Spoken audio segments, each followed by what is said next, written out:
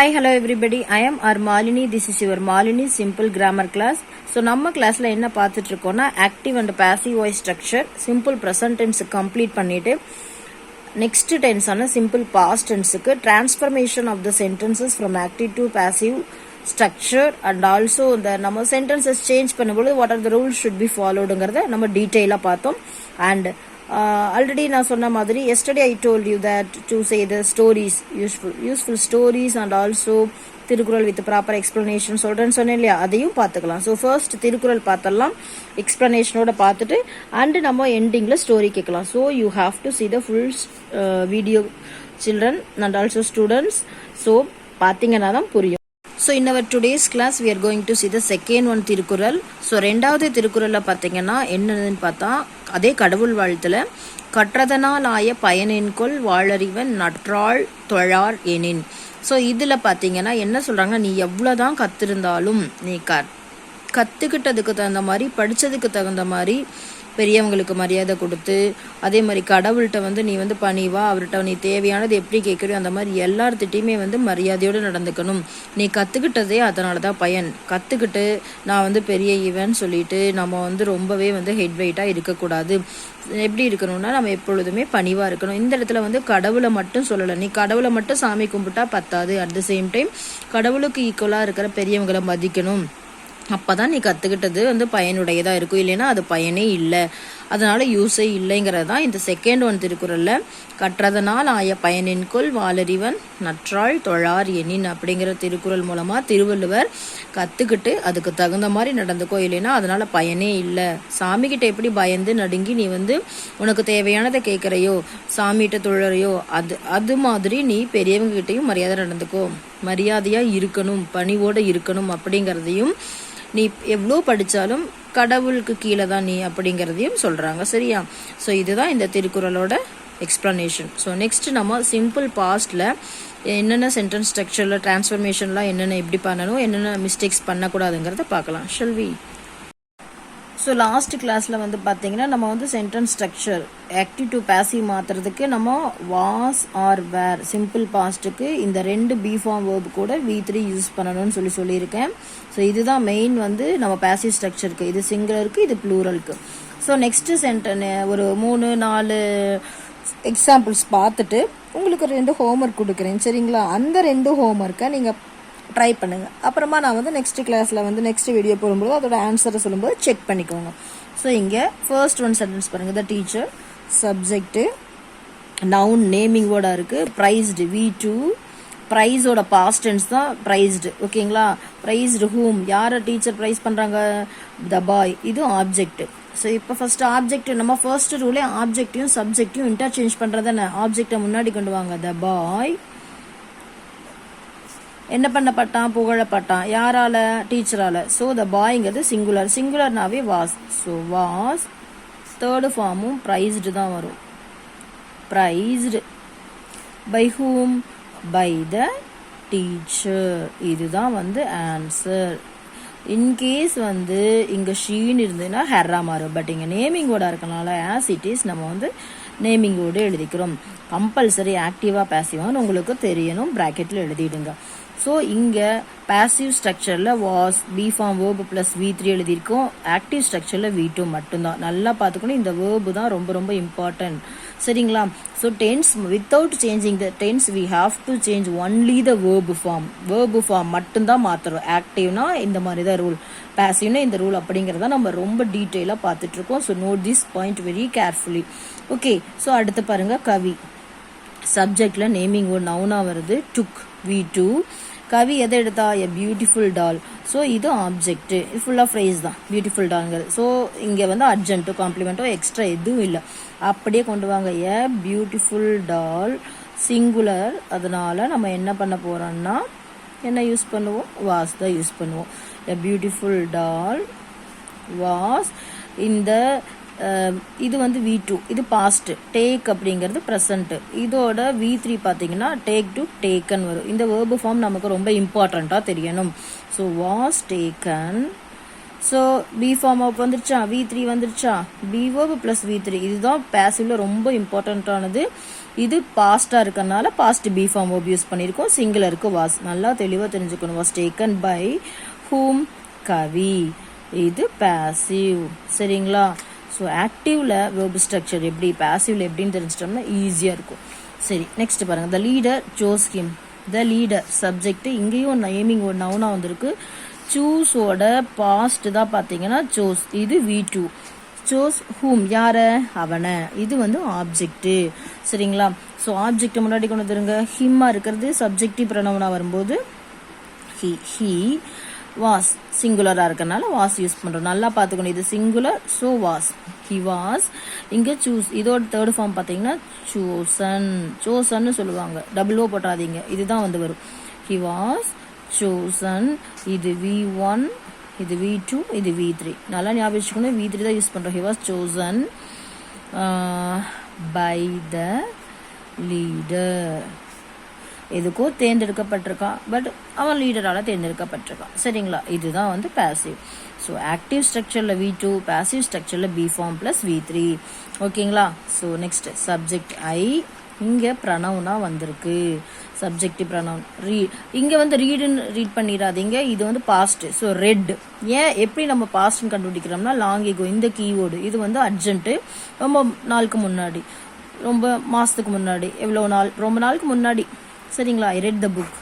ஐ read வாட்டுங்கிற கொஸ்டினுக்கு answer வர்றது தான் object. Subject, verb, object, urgent. இதுதான் வந்து ஆக்டிவ் ஸ்ட்ரக்சர்ல இங்க கொடுத்துருக்காங்க. வேர்பை வச்சு தான் நம்ம சிம்பிள் பாஸ்ட்னு கன்ஃபார்ம் பண்றோம்.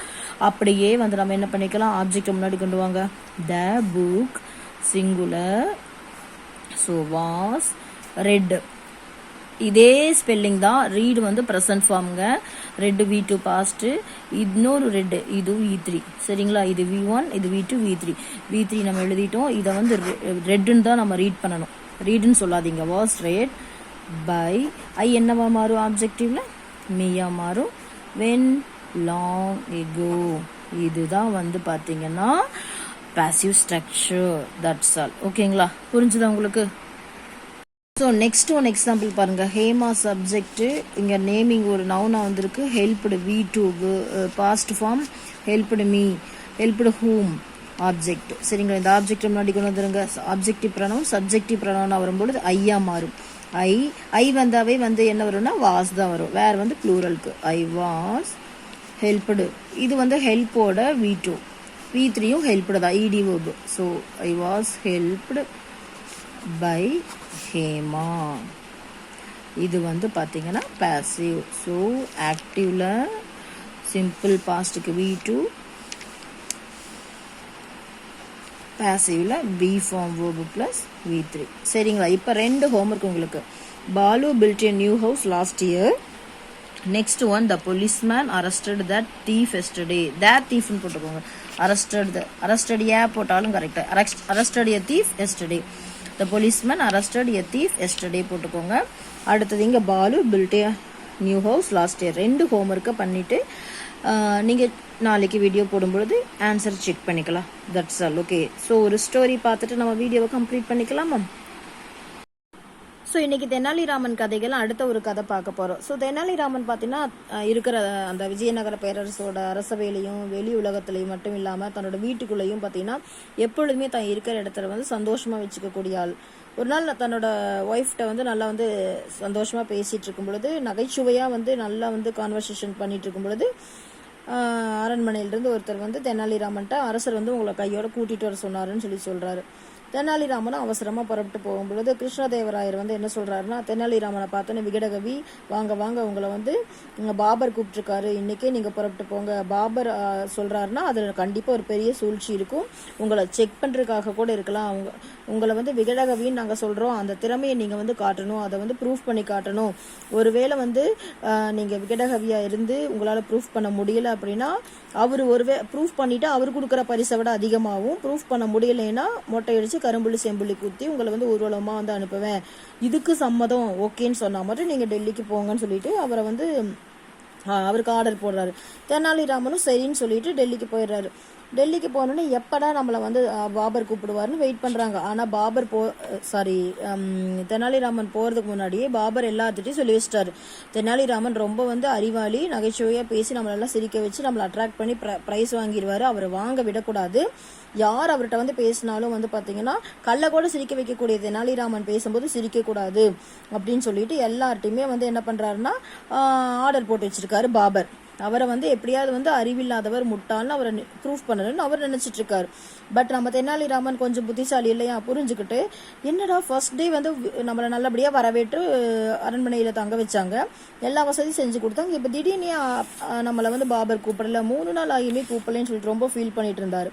அப்ப பாத்தீங்கன்னா ஒருவேளை வந்து நம்ம தோல்வி பெற்றுதான் ஊருக்கு போய் நம்மளை மொட்டையடிச்சு கரும்புலி செம்புலி குத்திடுவாங்களோன்னு பயப்பட்டுட்டு இருந்த அந்த ஒரு தெனாலிராமன் சடனா வந்து அவருக்கு புரிஞ்சு போயிடுச்சு, என்னமோ சம்திங் நடக்குதுன்னு சொல்லி புரிஞ்சுக்கிட்டு அவரும் பாத்தீங்கன்னா நிறைய தெரிஞ்சுக்கிட்டாரு. சரி எப்படியாவது நம்ம வந்து இதுல வந்து வின் பண்ணி நம்ம அரசர்கிட்ட போய் நான் நல்ல பேர் வாங்கணும்னு சொல்லிட்டு அவர் இருக்கிறார். அப்ப பாத்தீங்கன்னா நம்ம சக்கரவர்த்தி பாபர் வந்து டெய்லி காலையில வந்து மக்கள் நடமாட்டம் இல்லாத பகுதியில வந்து வாக்கிங் மாதிரி போறது அவருக்கு பழக்கம். அப்படி காலாறு நடந்துட்டு போகும்போது ஒரு வயசானவர் வந்து தடுமாறி ரொம்ப கஷ்டப்பட்டு மாமரக்கன்று ஒன்ன வந்து நட்டு வச்சிட்டு இருக்காரு.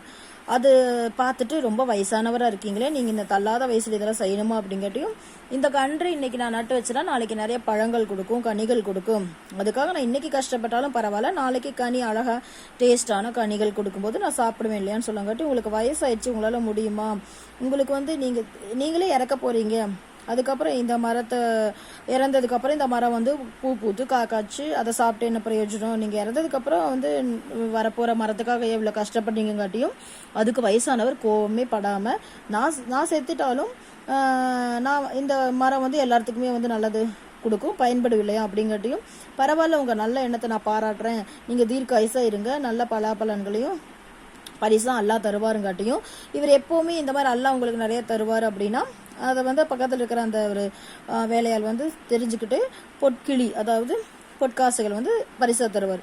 இதே மாதிரி வந்து சேவகன் வந்து சொல்லி கொடுத்த பொழுது அதை வந்து பார்த்துட்டு அதை வாங்கிட்டு அந்த வயசானவர், சரி நம்ம முன்னாடி இந்த தலைமுறையினர் செத்து போற மாதிரி இந்த வயசானவங்க வச்சுதானே நம்ம வந்து இப்போ வந்து யூஸ்ஃபுல்லா இருக்கும், அப்போ நமக்கு வந்து நல்லதே தருன்னு சொல்லிட்டு நிறைய வந்து நம்ம வந்து மரங்களை வைக்கிற நல்லதானு சொல்லிட்டு மறுபடியும் வந்து அவர் வந்து தன்னோட அறிவாற்றலை உணர்த்தங்காட்டியும் திரும்பவும் வந்து அரசன் வந்து என்ன பண்றாருன்னா பொற்குழி கொடுக்கறாரு.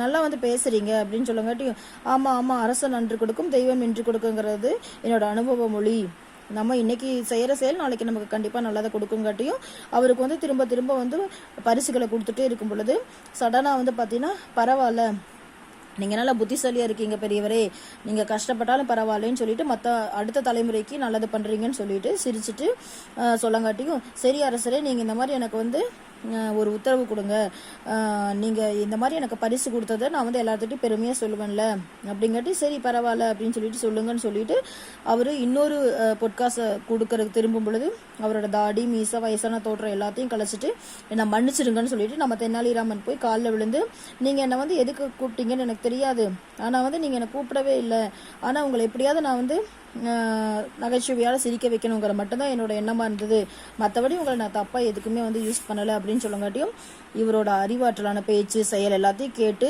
அதுக்காக தான் உங்களை கூப்பிட்டேன், நீங்க பொறுமையா இருக்கீங்களா, திறமையா இருக்கீங்களா, சாதுரியமா இருக்கீங்களான்னு சோதிக்கிறதுக்காக தான் 3 நாள் ஆகி உங்களை கூப்பிடாம நான் இருந்தேன், பட் நீங்க என்னை விட பயங்கரமான கெட்டிக்காரன்னு தெரிஞ்சுக்கிச்சு என்னையே தோற்கடிச்சிட்டீங்கன்னு சொல்லிட்டு அரண்மனைக்கு வாங்க போலான்னு சொல்லி கூட்டிட்டு போய் பெரிய விருந்தை ஏற்பாடு செஞ்சு அவருக்கு இன்னும் நிறைய சிறப்பா வந்து பயங்கரமா சிறப்புகளை செஞ்சு நிறைய பரிசுகள் கொடுக்கறாரு. இது கிருஷ்ணதேவராயருக்கு வந்து இங்க நடந்தது எல்லாத்தையும் பாபரே சொல்லிட்டு நிறைய வந்து பரிசுகளை கொடுத்து அனுப்பங்காட்டியும் தெனாலிராமன் இன்னும் நிறைய பரிசுகளை அங்கேயும் போய் வாங்கிட்டு அவரோட அந்த விகடகவிங்கிற பட்டத்தையும் தக்க வச்சுக்கிட்டாரு. ஸோ நம்ம எங்க போனாலும் நம்மளோட புத்திசாலித்தனத்தால நம்ம வந்து எல்லாரையும் அட்ராக்ட் பண்ணவங்களா இருக்கணும். நல்லது மூலமா தான் வந்து அட்ராக்ட் பண்ணணும், கெட்டது மூலமா அட்ராக்ட் பண்ணக்கூடாதுங்கிறதையும் அறிவாற்றல் எங்கேயுமே நமக்கு யூஸ்ஃபுல்லா இருக்கு. ஸோ நம்ம படிப்பு நம்மளோட அறிவாற்றல் எல்லா இடத்துலயுமே நமக்கு வந்து கை கொடுக்கும் அப்படிங்கறத நம்ம தெனாலிராமன் மூலமா கத்துக்கணும்.